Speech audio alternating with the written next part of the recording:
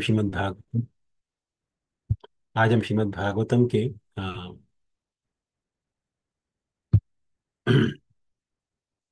3रे स्कंद से 21वें अध्याय के श्लोक क्रमांक 19 और 20 पर चर्चा करेंगे। तो श्लोक क्रमांक 19 इस प्रकार है। एकः स्वयं सन् जगतः सृक्षया द्वितीययात्मन् अधियोगमायया सृजसि अधः पासि पुनर्गरिष्यसे यथो यथोर्ननाभिर्भगवान् स्वशक्तिभिः। Hare Krishna. Prabhuji, can you adjust your volume little bit? अच्छा, सुनाई नहीं दे रहा सबको ठीक थोड़ा से? सा. Yeah. अच्छा ठीक है। Keep it. Okay. मैं Hare Krishna. मैं वापस करता हूँ। एकः स्वयं सन् जगतः सृक्षया द्वितीययात्मन् अधियोगमायया सृजसि अधः पासि पुनर्गरिष्यसे यथोरणाभिर्भगवान् स्वशक्तिभिः। इसका अनुवाद इस प्रकार है। तो ये कर्दम मुनि कह रहे हैं भगवान को, भगवान से कह रहे हैं, हे प्रभु, आप ही ब्रह्मांडों की रचना करते हैं। हे भगवान, आप इन ब्रह्मांडों की रचना करने की इच्छा से इन्हें बनाते हैं, इनका पालन करते हैं तथा अपनी शक्ति द्वारा इन्हें पुनः लपेटते हैं, जो अपनी योग माया नामक दूसरी शक्ति के नियंत्रण में है। जिस प्रकार मकड़ी अपनी शक्ति से जाल बनाती है तथा उसे पुनः लपेटती है। तो श्लोक क्रमांक 20 आगे कर्दमुनि कहते हैं, द्वैतद्भताधीशपदं तवेप्सितं यन्मायानस्तनुषे भूत सूक्ष्मम् अनुग्रहायास्त्वापीत्यार्हि मायया लसद्दुलस्या भगवान् विलिक्षितः। अनुवाद इस प्रकार है। हे प्रभु, यद्यपि यह आपकी इच्छा नहीं है, फिर भी आप हमारी इंद्र तुष्टि के लिए ही स्थूल तथा सूक्ष्म तत्वों की ये रचना करते हैं। आपकी अहेतु की कृपा हम पर बनी रहे, क्योंकि आप तुलसी दल की भव्य माला से सुशोभित अपने शाश्वत रूप में हमारे सामने, हमारे समक्ष प्रकट हुए।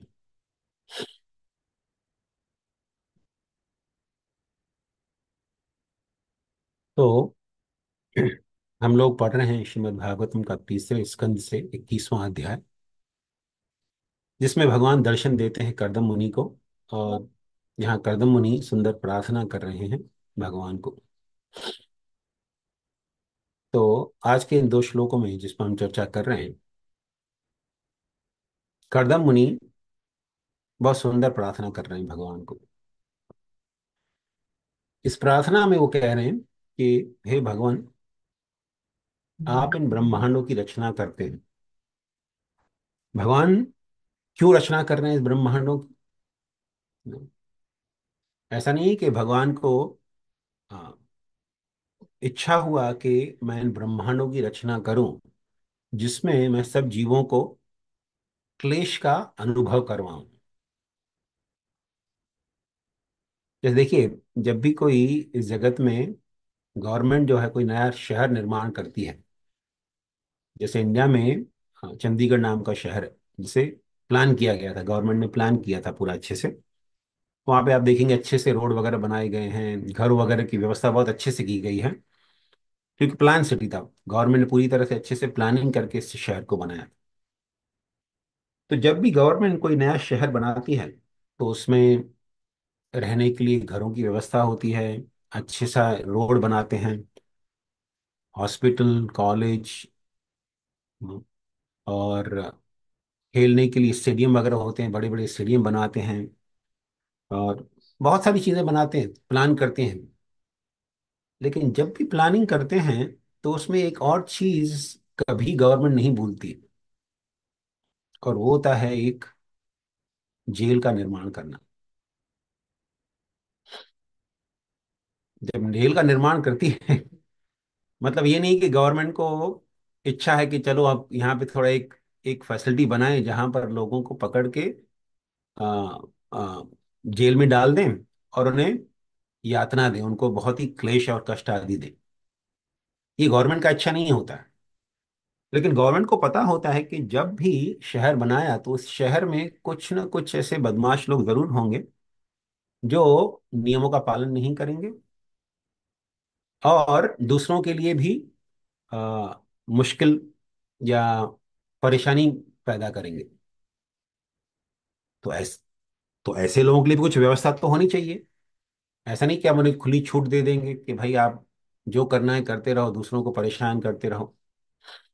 तो उनको भी तो आ, व्यवस्था करनी पड़ती है वैसे लोगों के लिए। तो इसीलिए गवर्नमेंट जेल बनाती है।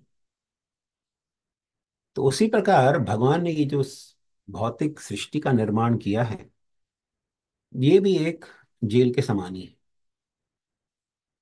ऐसा नहीं कि भगवान को बड़ा आनंद आता है इस जेल में लोगों को यातना दिखते हुए। नहीं, भगवान को उसमें कोई संतुष्ट नहीं। भगवान तो सच्चित आनंद घन है। वो तो अपने नाना रूपों में वैकुंठ लोकों में निवास करते हुए अपने भक्तों के साथ अनंत प्रकार की लीलाएं करते रहते हैं। उन्हें आनंद की कमी नहीं है कुछ भी। हकीकत यह है कि इस जगत में कहीं भी कुछ आनंद होता है, रत्ती भर भी किसी को आनंद है, तो वो आनंद का स्रोत भगवान ही है। तो भगवान के पास आनंद की कमी नहीं है। लेकिन जब कोई जीव चाहता है कि नहीं, मुझे भगवान के साथ आनंद नहीं लेना है, मुझे अलग से आनंद लेना है, नो, और भगवान की तरह ही आनंद लेना है मुझे, लेकिन भगवान से अलग रहकर। दूसरे शब्दों में कहें तो ये इच्छा होती है कि मुझे भगवान बनना है।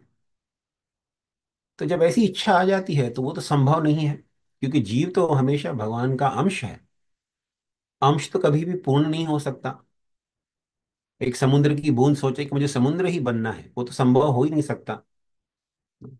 तो भगवान अ, इतना प्रेम करते हैं जीवों से कि ऐसी अ, पागलों जैसी इच्छा करने वाले जीव का भी वो बंदोबस्त कर देते हैं इस भौतिक प्रकृति के निर्माण से।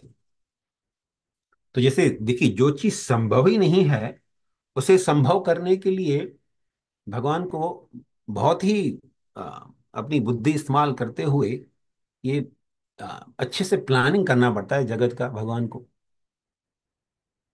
जैसे देखिए, इसका तुलना प्रभुपाद जी के एक शिष्य थे, उन्होंने एक सुंदर पुस्तक लिखा था सब्सटेंस और शैडो। उसमें वो तुलना करते हैं, जैसे कोई व्यक्ति मूवी थिएटर में जाता है मूवी देखने के लिए। तो मूवी क्या है, पूरा का पूरा भ्रम है, उसमें कुछ भी सच्चाई नहीं है। हम देखते हैं कोई हीरो हीरोइन और विलेन जितने भी उनके आदान प्रदान होते हैं वो सब के सब भ्रम है, उसमें कुछ भी रत्ती भर भी सच्चाई नहीं है। लेकिन वो भ्रम को सत्य मानने के लिए सबसे पहली चीज क्या करनी पड़ती है। जैसे आप देखिए मूवी थिएटर में जाते हैं, जैसे मूवी शुरू होती है तो सबसे पहला चीज क्या होता है, सारे लाइट्स बंद होने चाहिए, अंधकार होना चाहिए। तो उसी प्रकार सबसे पहले भगवान को क्या करना पड़ता है, जीव को उसका ज्ञान ढकना पड़ता है। अज्ञान में व्यक्ति को होना बहुत आवश्यक है, उसकी वो भ्रम वाली इच्छा पूरी करने के लिए कि मुझे भगवान बनना है, मुझे भगवान की तरह ही भगवान से भिन्न होकर आनंद लेना है। तो अज्ञान तो बहुत आवश्यक है उसके लिए, क्योंकि अज्ञान नहीं होगा तो जीव कभी भी वो संभव ही नहीं है। वो चीज असंभव है, तो असंभव को भी भगवान संभव करने के लिए भ्रम आ, जीव को भ्रमित करने के लिए भगवान सूक्ष्म तत्वों का निर्माण करते हैं।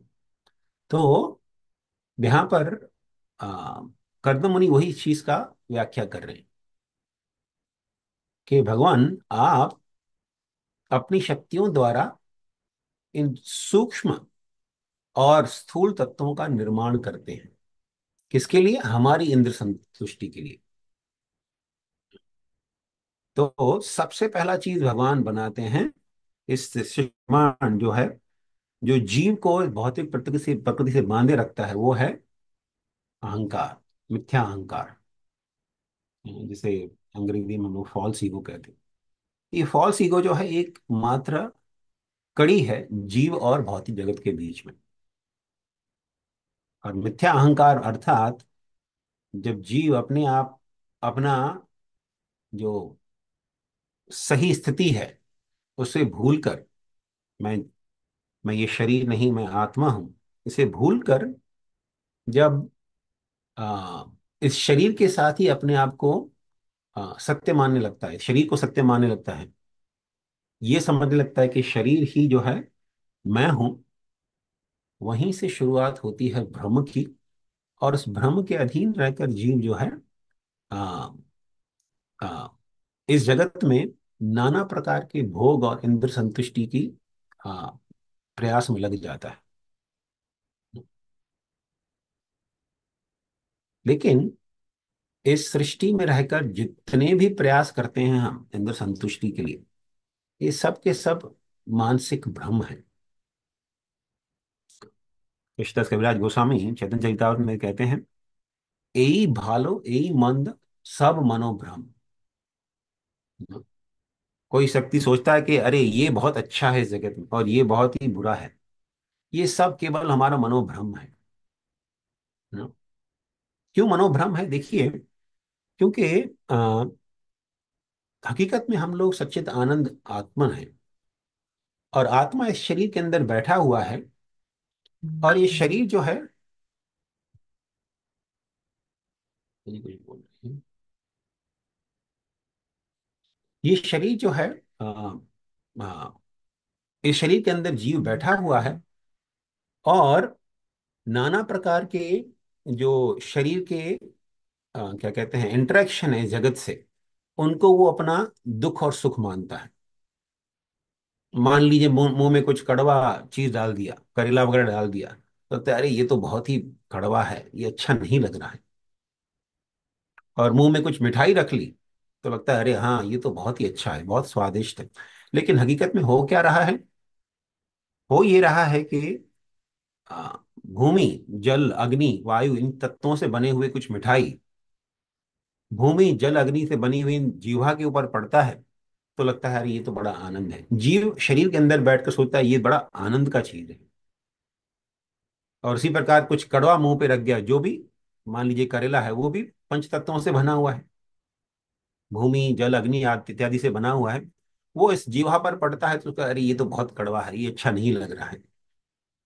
लेकिन भूमि जल अग्नि के साथ मिलाप हो रहा है उसका, और जीव अंदर शरीर के अंदर बैठ के सोच रहा है ये अच्छा है, ये बुरा है। तो ये केवल मनोभ्रम ही है जीव का।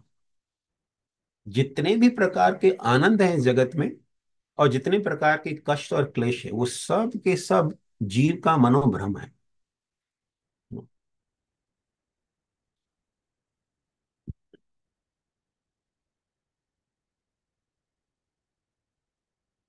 सब लोग सुन पा रहे हैं मुझे? यस प्रभु जी। ठीक है। तो ये सब हाँ मनो, प्रभु जी। कोई कुछ कह रहे? तो ये सब जो जीव का मनोभ्रम है, मनोभ्रम के कारण ही जीव सोचता है कि ये अच्छा है और ये बुरा है। नो? लेकिन यहाँ पर करदम मुनि कह रहे हैं कि भगवान, आपने इस सृष्टि का निर्माण किया है हमारी इंद्र संतुष्टि के लिए, जो कि केवल मनोभ्रम ही है। भागवतम के 12वें स्कंद में आ, मार्कंडेय ऋषि, वो अपनी उनकी भजन कुटीर थी हिमालय में।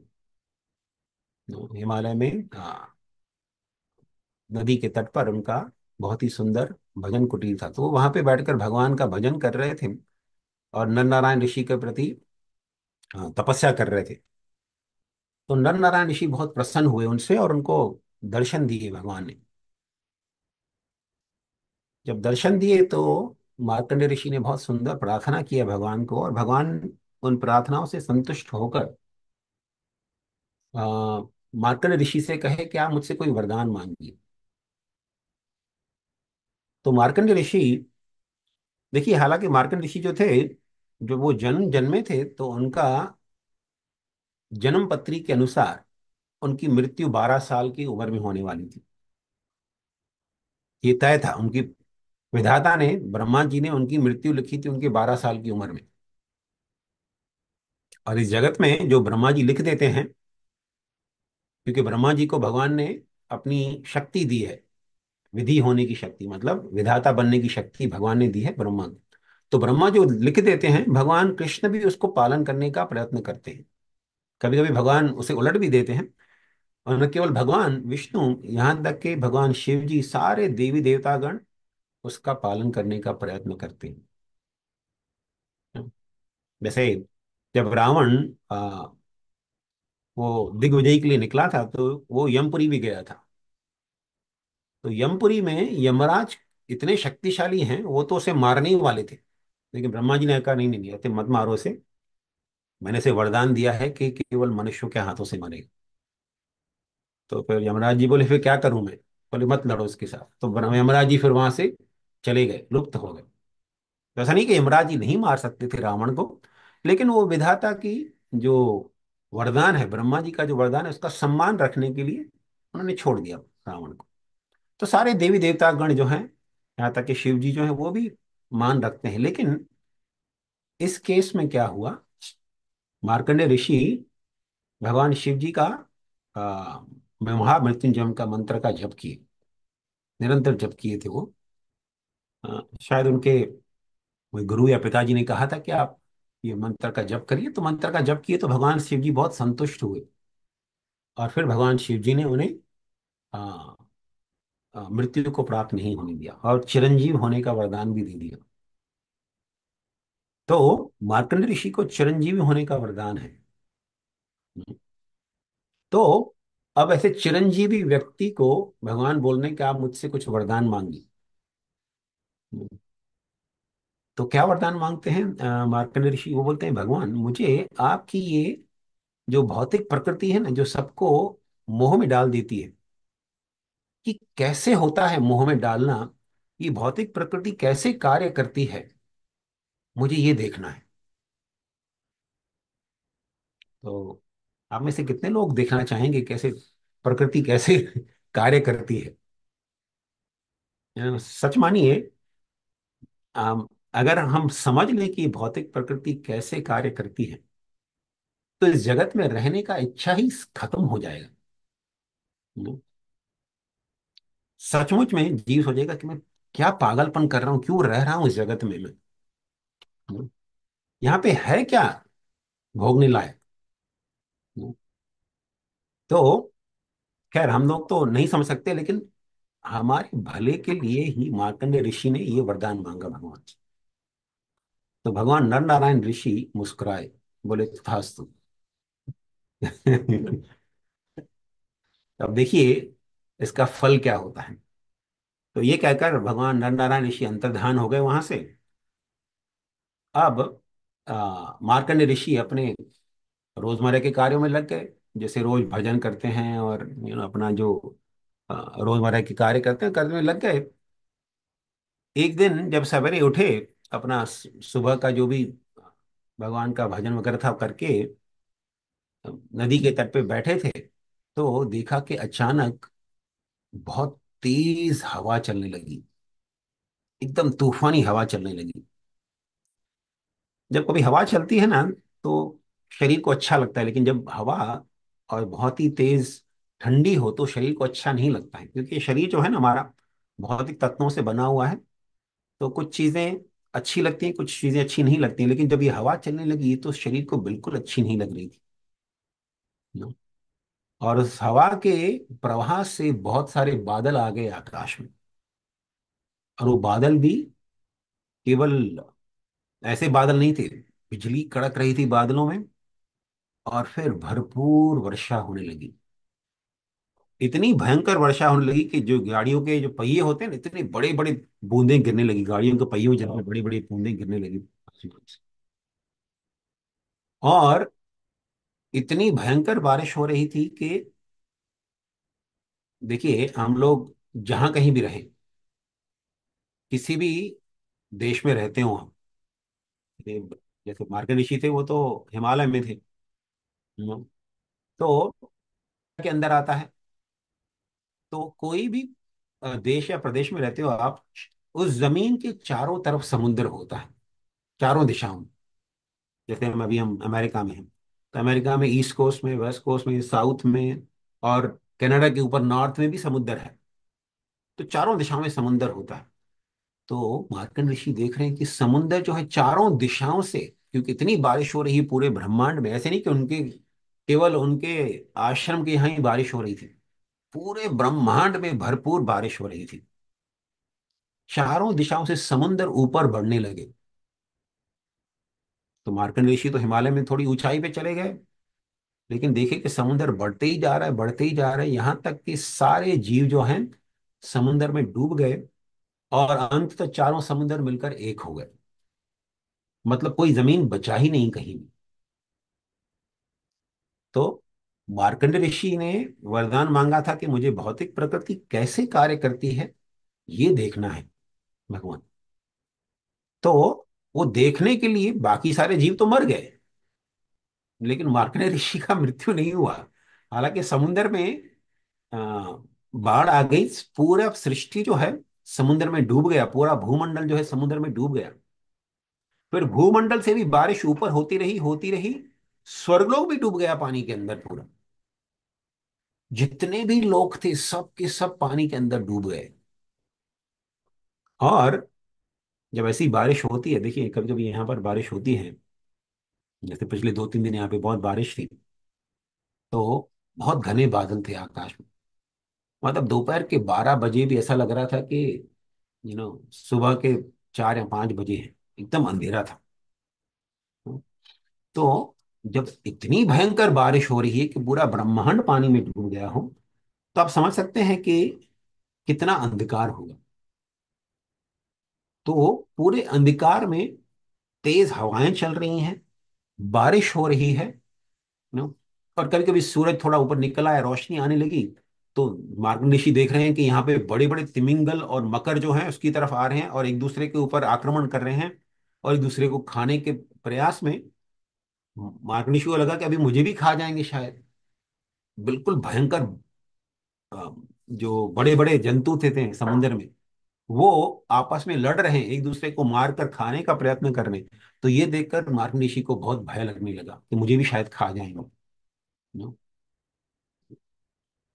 और आ, इस भयंकर तूफान में कभी कभी इतनी ऊंची ऊंची लहरें उठती थी समुद्र में, मार्कंड ऋषि को ऊपर ले जाकर फिर पटक देती थी नीचे पानी में। तो आप सोच सकते हैं ऐसी स्थिति में व्यक्ति का क्या हाल होगा। और ये एक या 2 दिन की बात नहीं थी, ये लाखों करोड़ों सालों तक चलता रहा। मार्कंड ऋषि की मृत्यु भी नहीं हो रही, और इस स्थिति में पानी के ऊपर तैरते हुए कभी देखते हैं कि जीव जंतु आपस में लड़के मार रहे हैं, और कभी उस पर भी आक्रमण कर रहे हैं, लेकिन खा नहीं रहे हैं उसे। भय प्रदान कर रहे हैं मार्कंड ऋषि को कि अभी खा जाएंगे उसे। नो मान लीजिए कोई कोई मकर उसे खाने आ रहा है, तो ऊपर पीछे तिमिंगल आके उसे खा जाता है।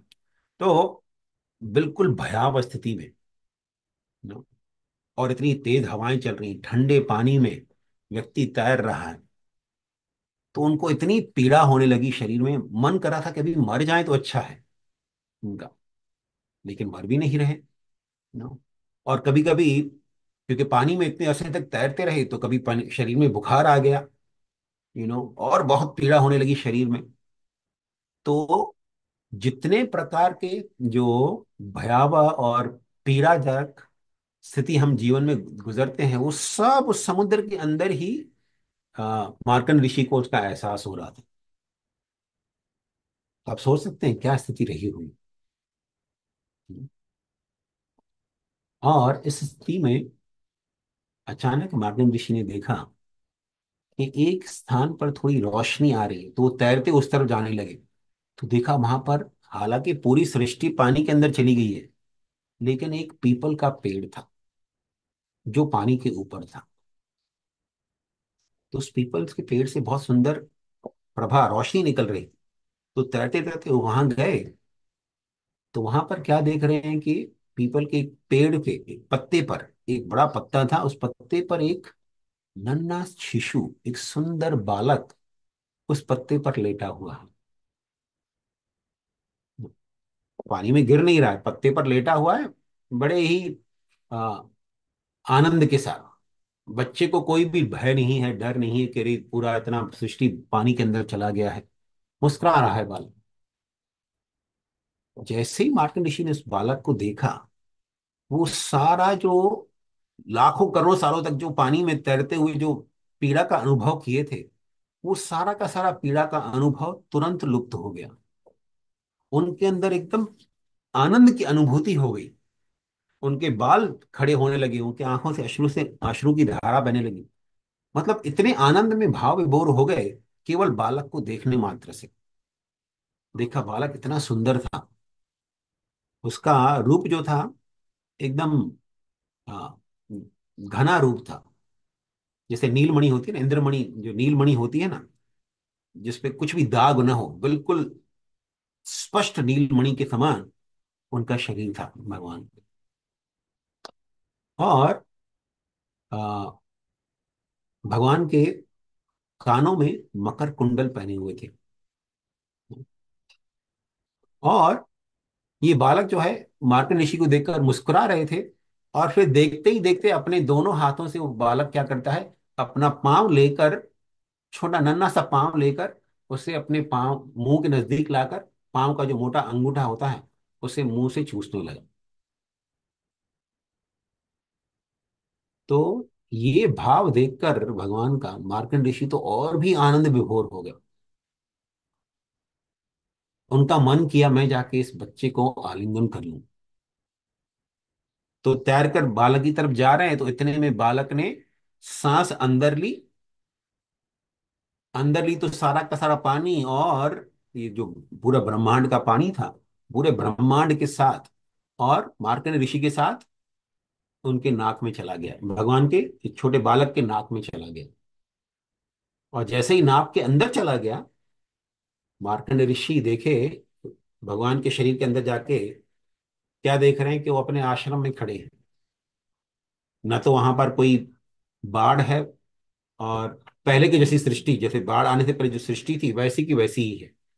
सारे लोग लोगों से भरे हुए हैं, और सारे जीव जो हैं अपने अपने कामों में लगे हुए हैं। सारे देवता अपने काम काज में लगे हुए हैं। तो सृष्टि बिल्कुल पहले की जैसी थी, वैसे ही उन्होंने भगवान के शरीर के अंदर देखा। वो आश्चर्य, उनको बड़ा आश्चर्य हुआ कि ये क्या हो रहा है। और इतने में फिर से भगवान ने सांस बाहर छोड़ा, तो फिर से मार्कंड ऋषि आकर उस समुद्र में गिर गए जहां पर क्या कहते हैं, प्रलय आया हुआ था। तो अब मार्कंड ऋषि देख रहे हैं बालक अभी भी है उस पेड़ पर। तो उनका मन हुआ कि मैं अभी जाके आलिंगन तो करूंगा ही। तो जैसे ही भगवान की तरफ जा रहे हैं, तो वो पेड़ ही लुप्त हो गया वहां से। और न केवल पेड़ लुप्त हो गया, पूरा जो आ, जल था, पूरी सृष्टि में जो बाढ़ आई हुई थी, सारा का सारा जल लुप्त हो गया। और फिर मार्कंड ऋषि देखे कि वो स्वयं वापस खड़े हुए हैं अपने आ, भजन कुटीर में, हिमालय में। तो इस प्रकार मार्कंड ऋषि को अनुभव हुआ कैसे भौतिक प्रकृति कैसे कार्य करती है ना?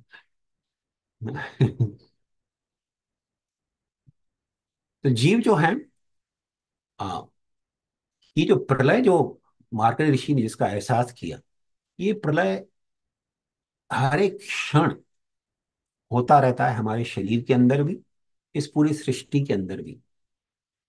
इस सृष्टि के सारे जो तत्व हैं, वो एक एक क्षण के अ, हर एक क्षण क्या कहते हैं, विनष्ट होने की तरफ जा रहे हैं।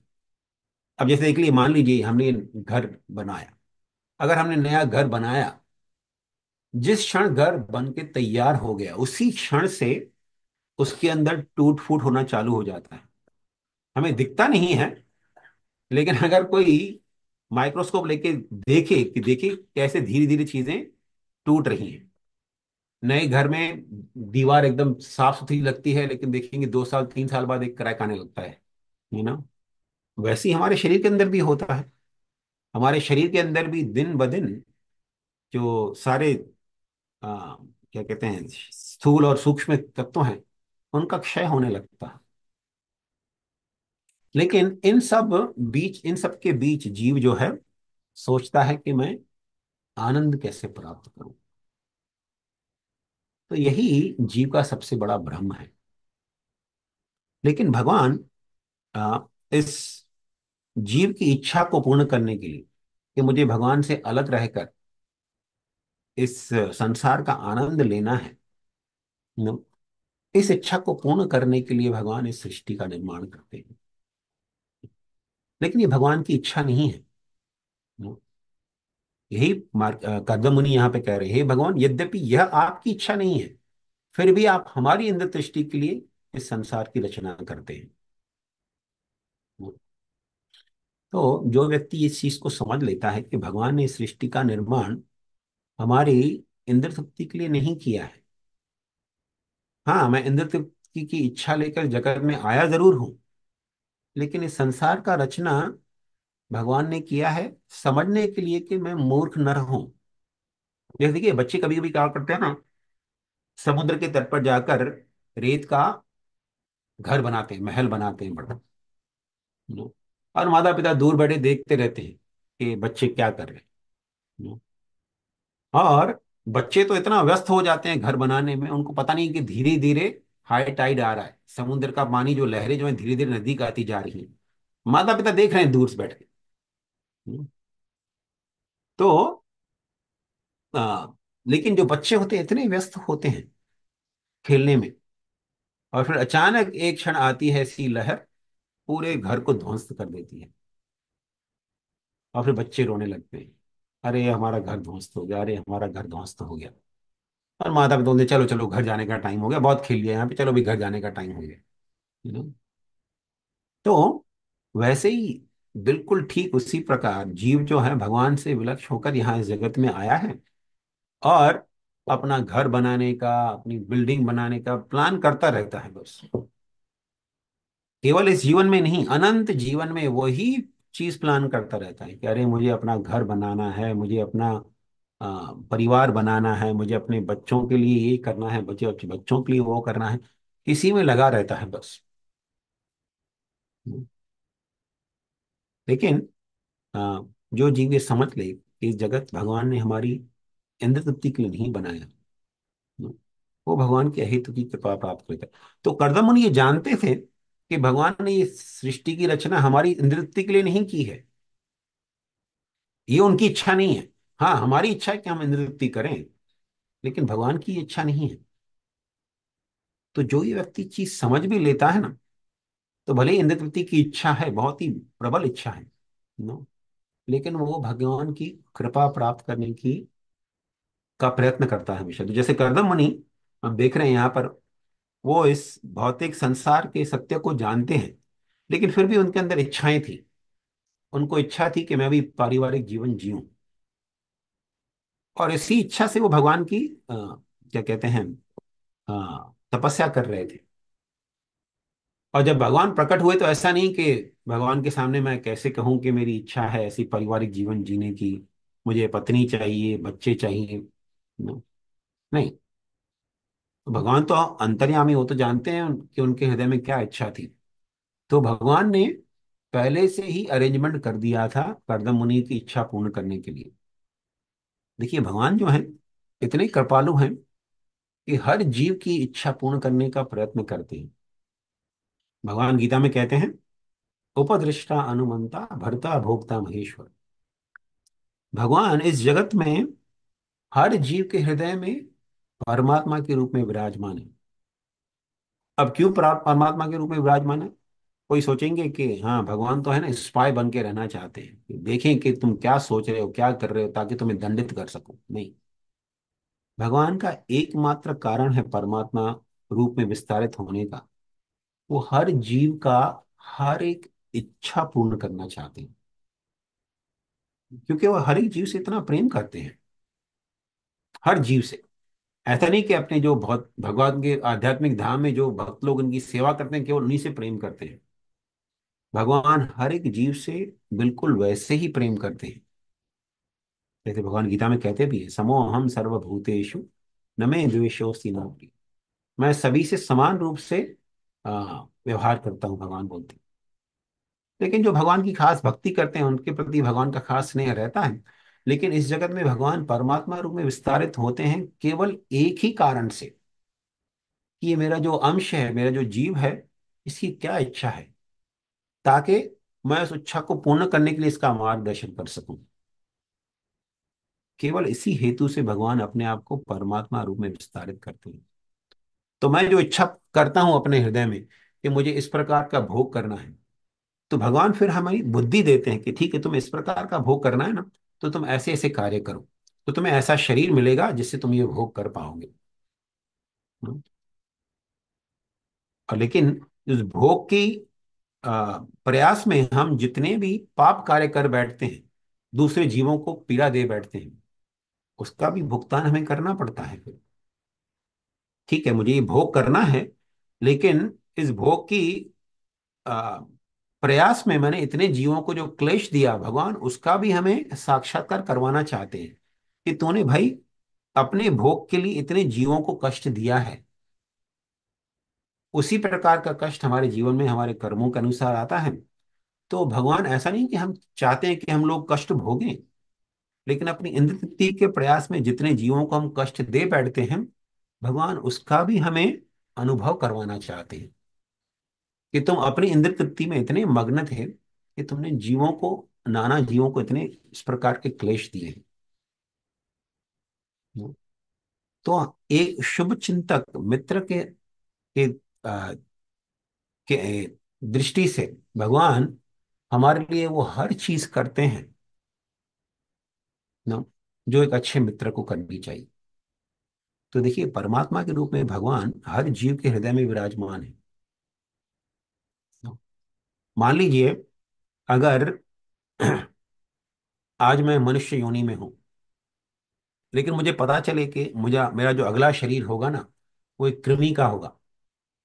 एक विष्ठा में जो कृमि, जो अ, कीड़े होते हैं ना, you know, जो जैसे कृष्ण शिवराज गोस्वामी कहते हैं, पुरुषेर कीट, पुरुषेर कीट मतलब जो मनुष्य विष्ठा करते हैं ना, उसके अंदर कीड़े होते हैं। अगर मुझे पता चले कि मेरा अगला जन्म उस कीड़े का होगा, कितने लोग मेरे साथ जाना चाहेंगे?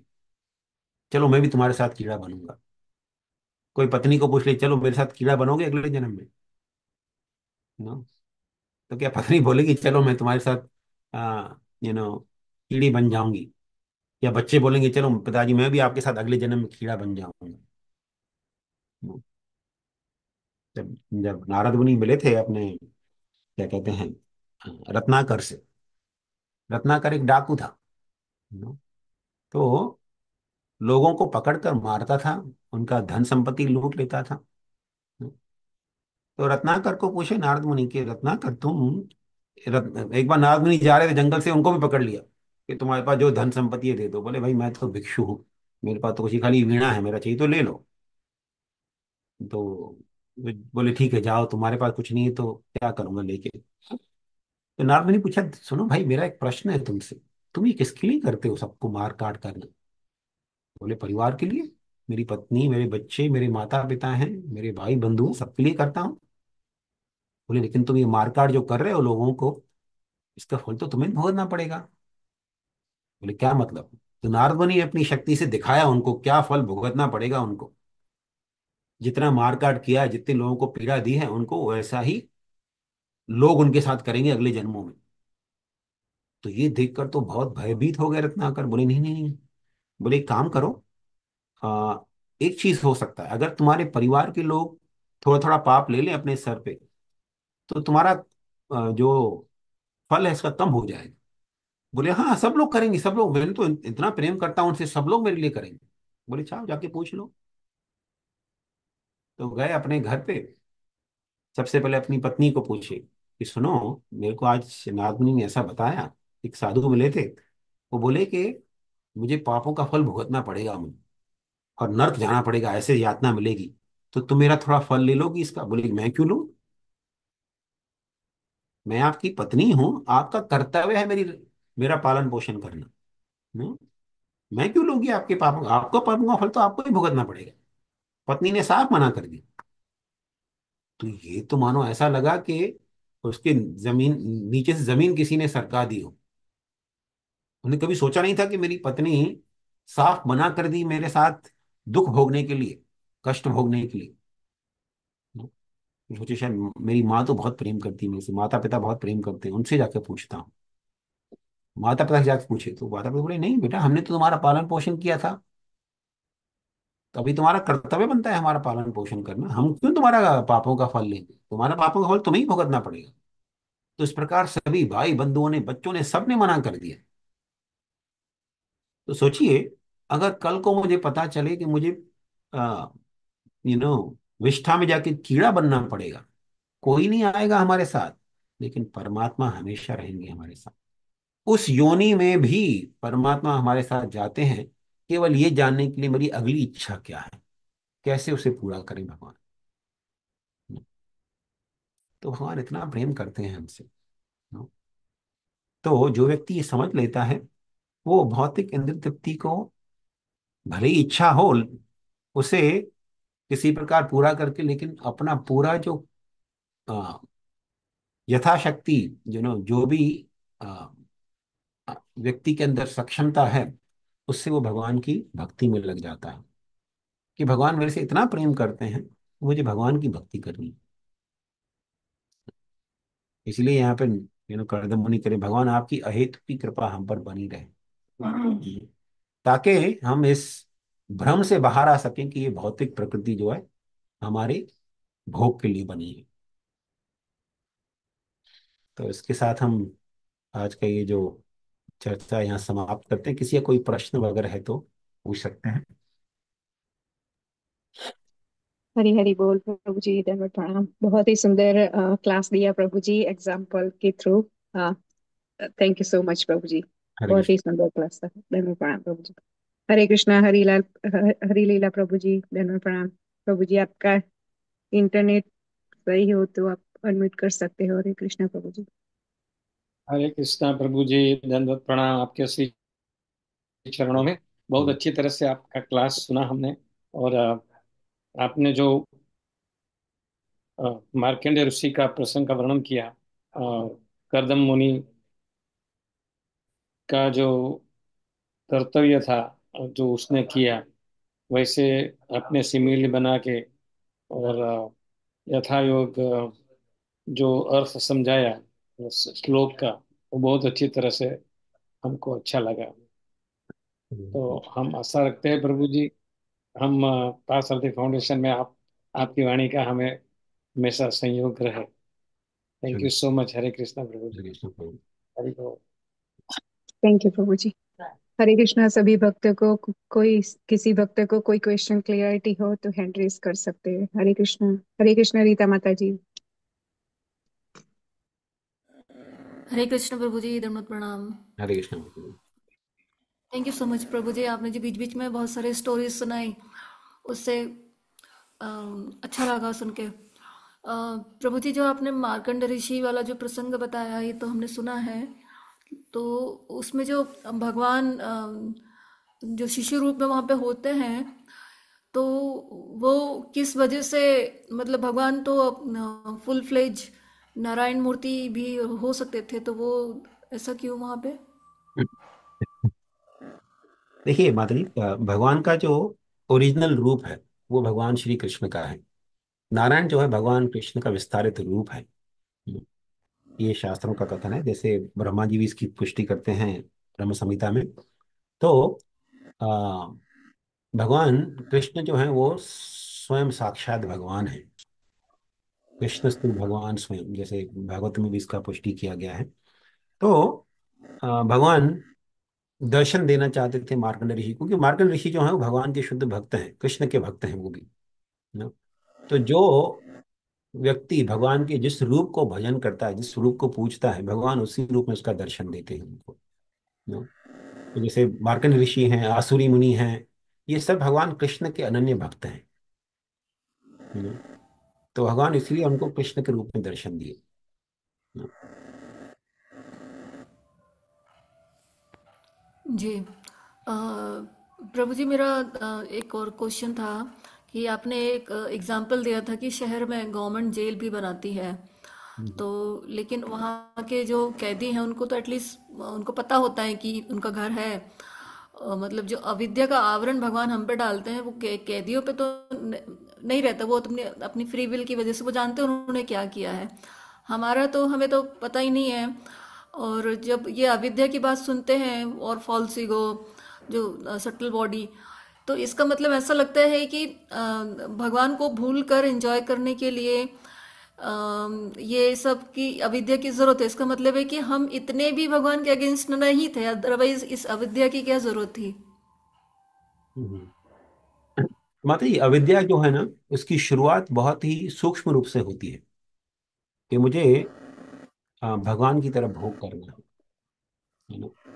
और देखिए, भगवान, अगर कोई भगवान के धाम में रह रहा है और उसकी इच्छा हो रही है कि मुझे भी भगवान की तरफ भोग करना है ना, तो भगवान सोचते हैं, ये मेरा इतना अच्छा भक्त है, क्योंकि वहां तो सारे भक्त ही हैं, मुझे इसकी इच्छा पूर्ण करनी चाहिए। तो उसकी इच्छा पूर्ण करना, भगवान को इतना स्नेह, इतना प्रेम है, उनको इच्छा पूरी करनी है अपने भक्तों की, लेकिन वो इच्छा इतनी असंभव है। लेकिन भगवान के लिए कुछ भी असंभव नहीं है। तो भगवान उस असंभव को भी संभव करते हैं इस भौतिक प्रकृति का निर्माण करके। तो सबसे पहले जीव को आवरण करते हैं, मिथ्या अहंकार से। और फिर अरेंजमेंट करते हैं उसकी इच्छा पूर्ण करने के लिए। जैसे देखिए, अ, अ, जीव जो है वो प्रकृति है। सारे जीव जो है वो प्रकृति है, भगवान एकमात्र पुरुष है। पुरुष और प्रकृति का जो मिलन होता है, उससे जो आनंद की अनुभूति होती है, वो केवल पुरुष और प्रकृति के बीच में ही संभव है।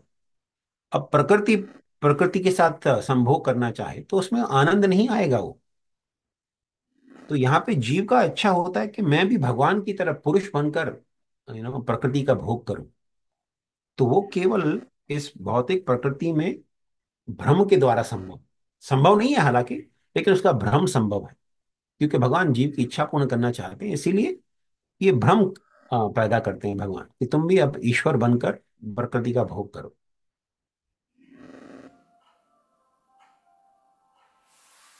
और साथ ही साथ भगवान ज्ञान भी देते हैं। ऐसा नहीं कि भगवान भ्रम में डाल के छोड़ देते हैं कि तुम इस सदैव इस भ्रम में ही पड़े रहो। नहीं, इस भौतिक प्रकृति का निर्माण करते हैं भगवान, उसके साथ साथ ज्ञान भी देते हैं कि ये भौतिक प्रकृति में तुम मूर्खतावश आए हो।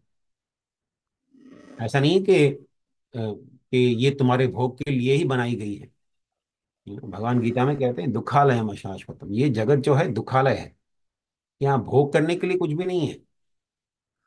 अब देखिए, हम जो बाकी सब तो छोड़ दीजिए, अगर कोई अपने शरीर का ही विश्लेषण करने लगे, हमको लगता है ये शरीर जो है कितना आनंद के लिए बनाया है भगवान ने, ये शरीर जो है हमारे आनंद के लिए बनाया हुआ है। इस शरीर में कितने ऐसे आ, स्थान हैं जहां से हमको आनंद मिलता है। एक जीवा है ना, वहां पे थोड़ा आनंद मिलता है ना। लेकिन उसी जीवा पर अगर आप कुछ तीखा या बहुत कड़वा रख दो तो वो भी क्लेश बन जाता है। थोड़ा बहुत आनंद आता है जीवा से, आंखों से थोड़ा आनंद आता है, थोड़ा कानों से आनंद आता है। बाकी तो पूरा शरीर जो है पीड़ा के लिए ही बनाया गया है। और यही नहीं, वही भोजन जो मुंह में डालते हैं उसको थोड़ा कान में डाल दीजिए तो पीड़ा आ जाएगी। वही भोजन थोड़ा आंख में चला गया, भयंकर पीड़ा आएगी। तो ये शरीर आनंद के लिए तो बनाया ही नहीं है। ये केवल मूर्खता से हम सोचते हैं कि ये शरीर आनंद के लिए बनाया है। नो, तो ऐसा नहीं कि भगवान ज्ञान नहीं देते हैं। देखिए, शरीर हमको लगता है आनंद के लिए, जब जल्दी कभी पाँव टकरा गया किसी कोने से, दीवार से, इतना पीड़ा होता है, अरे बाप रे, इतना पीड़ा होता है। यू नो कभी हाथ दरवाजे के अंदर अटक गया और दरवाजा बंद हो गया, इतना पीड़ा होता है। पूरा शरीर जो है पीड़ा ही दे रहा है हमको। लेकिन हमको लगता है नहीं, ये शरीर तो आनंद के लिए बनाया गया। नो? तो कोई शरीर का विश्लेषण भी करे, जगत की जितने भी एक्सपीरियंस होते हैं हमको उनका अच्छे से विश्लेषण करके लगेगा कि ये संसार आनंद के लिए नहीं बनाया गया है। नो, ये केवल भ्रम के वश ही जीव सोचता है कि हम आनंद के लिए हैं, ये संसार मेरे आनंद के लिए। तो भगवान ज्ञान भी देते हैं और साक्षात्कार भी देते हैं इस चीज का, दोनों देते हैं। लेकिन अगर कोई व्यक्ति उस साक्षात्कार और ज्ञान को छोड़कर, निग्लेक्ट करके बस भोग में ही लगना चाहता है, तो फिर भगवान उसको कुछ नहीं कर सकते। ये तो हमारा क्या कहते हैं, स्वतंत्रता है, जीव का स्वतंत्रता है, जो करना है कर सकते हैं, है ना। और प्रकृति के नियमों से बंधे रहकर ही करना पड़ेगा, लेकिन जो करना है कर सकते हैं। तो एकमात्र इच्छा के द्वारा ही हम अपनी बंधन और मुक्ति का कारण बनते हैं। अगर हम भोग की इच्छा करते हैं तो संसार के जन्म मरण के चक्कर में बंधे रहते हैं। अगर हम भगवान की भक्ति करने का इच्छा प्रबल करते हैं अपने अंदर, तो इस संसार के इस बंधन से छुटकारा पा लेंगे। तो इच्छा करना केवल हमारे हाथ में, और कुछ नहीं। तो कोई व्यक्ति ये भी इच्छा कर ले कि मैं तो अज्ञानी हूं, मुझे पता नहीं कि संसार क्यों बनाया भगवान ने, काश पता चल जाए कि किस लिए बनाया है और मैं उस पर अमल कर सकूं। बस इतनी इच्छा कर ले कोई, भगवान अपने आप परमात्मा के रूप में उसका मार्गदर्शन करेंगे। तो देखिए, मैं अपने उदाहरण से बताऊंगा। बचपन में मैं गीता वगैरह का अध्ययन करता, लेकिन समझ में नहीं आता था कुछ। तो मैं तो शिव जी का आराधना करता था, तो शिव जी को हमेशा यही प्रार्थना करता था कि भगवान, मैं तो मंद बुद्धि हूँ, मुझे तो पता नहीं कि क्या अच्छा है क्या नहीं, आपको जो अच्छा लगे ना मुझे वो दे दीजिए बस। यही प्रार्थना करता था मैं शिव जी को सदैव। तो भगवान की भक्ति में लाके पटक दिया मुझे, ज्ञान भी दे दिया गीता भागवत का, कि क्यों इस जगत में आए हैं। तो केवल कोई इतनी इच्छा भी कर ले कि मुझे पता नहीं है इस जगत क्यों बनाया है, मैं जानना चाहता हूँ और उस पर अमल करना चाहता हूँ, तो भगवान अपने आप उसका मार्गदर्शन करेंगे, क्योंकि भगवान हमारे हृदय में बैठे हैं परमात्मा के रूप में, निश्चित रूप से उसका मार्गदर्शन करेंगे। तो हमें केवल इच्छा करनी है बस।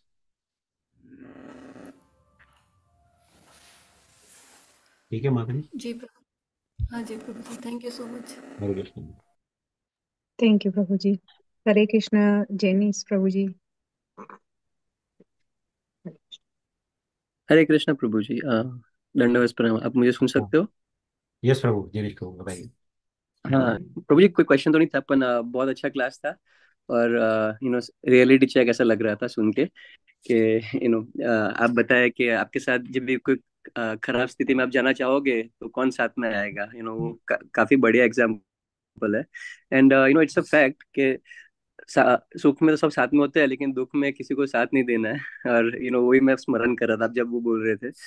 और अभी जब आपने लास्ट में बताया माता जी के क्वेश्चन के ऊपर जो आंसर के आपको सिर्फ डिजायर करना है, अभी आप डिजायर से ही भगवान आपकी जो भी इच्छा है पूरी करेंगे। तो आप आपके ऊपर है, आप अच्छा डिजायर करो या खराब डिजायर करो। तो वही आपका पाथ निर्णय करेगा आगे। तो मुझे यही तरह सीख मिली आपके ये क्लास से।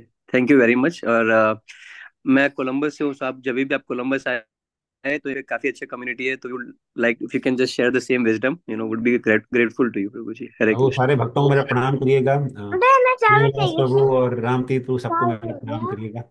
Yes yes definitely. Hare Hare Krishna. Krishna. Hare Krishna धन्यवाद प्रणाम प्रभु जी। तो प्रभु जी अभी तो कोई किसी भक्त का क्वेश्चन नहीं है, आपकी ठीक है आज्ञा माता जी, है आप तो समाप्त करेंगे। हम बंद तो धन्यवाद। श्री तो बहुत बहुत प्रभुपाद की धन्यवाद जय। दया माता जी, प्रेम प्रिय माता जी और हरिला प्रभु और सारे भक्तों को मेरा धन्यवाद सत्सत नमन। धन्यवाद प्रणाम प्रभु जी। हरे कृष्ण। श्री प्रभुपाद की जय। वंशा। शंकरानंद प्रभु जी की, हिज ग्रेस शंकरानंद प्रभु जी की जय। वांछा कल्पतरुभ्यश्च कृपा सिंधु भयेव च पतितानां पावनेभ्यो वैष्णवेभ्यो नमो नमः। सभी वैष्णव की जय। श्रीमद् भागवतम की जय। हरे कृष्ण।